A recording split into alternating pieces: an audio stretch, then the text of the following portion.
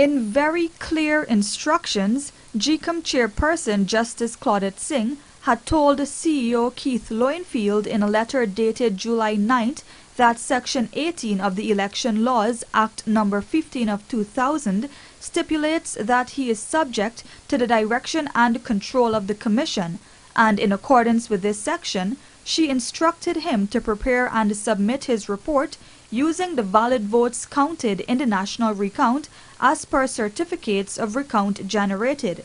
This was supposed to be done by 2 p.m. today. However, instead of presenting a report, Lowenfield submitted a letter seeking clarity. The CEO argued that the Caribbean Court of Justice endorsed the view that GCOM cannot determine creditability.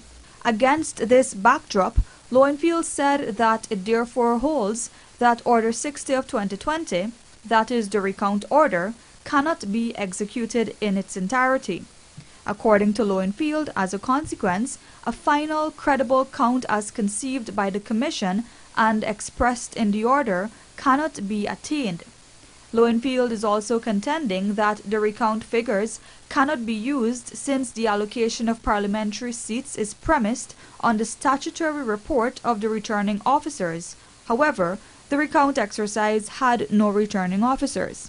He also asserted that the historic practice of the submission of the elections report to the chairman is premised on the ascertainment of the result by the CEO, whereas the structure of the chair's missive suggests a change in operational procedures. According to Lowenfield, clear guidance is therefore required. However, attorney Anil Nandlal has since dismissed the CEO's letter as hogwash.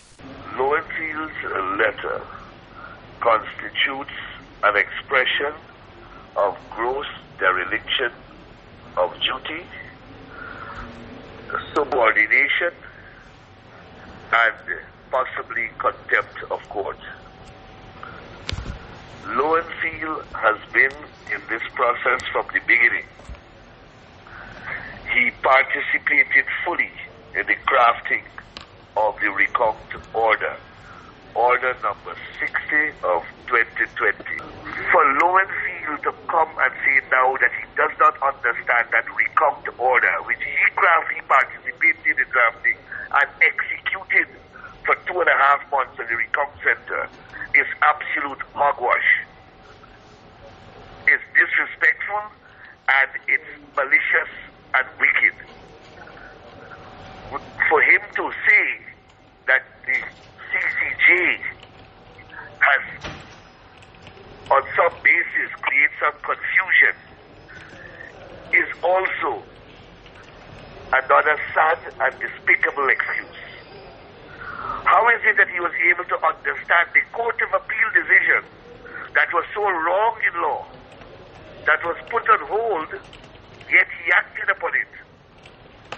And he is unable to understand the CCJ decision.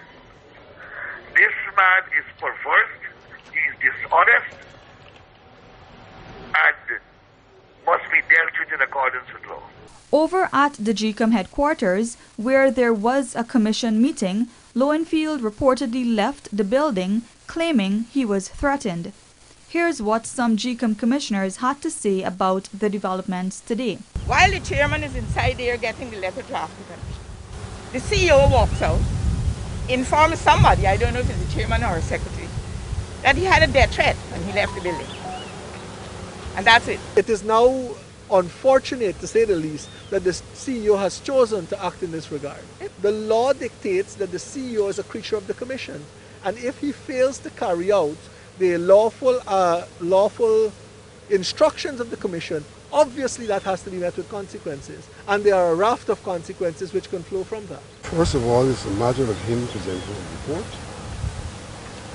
In the Commission, there's obviously not going to be a unanimous position, because if that report is a reflection of what came out of the recount, whilst we supported the recount in its totality, with what has been said about the recount, one could no longer logically say that we can produce a result from a vote of the recount.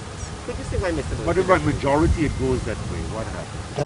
What's the majority is majority. Decisions are made by majority. Meanwhile, the GCOM chairwoman, in providing clarity to the CEO, simply referred to the instructions outlined in her original letter. Lowenfield has now been given until 11 a.m. tomorrow to submit his report. Reporting for the Evening News, Davina Samaru.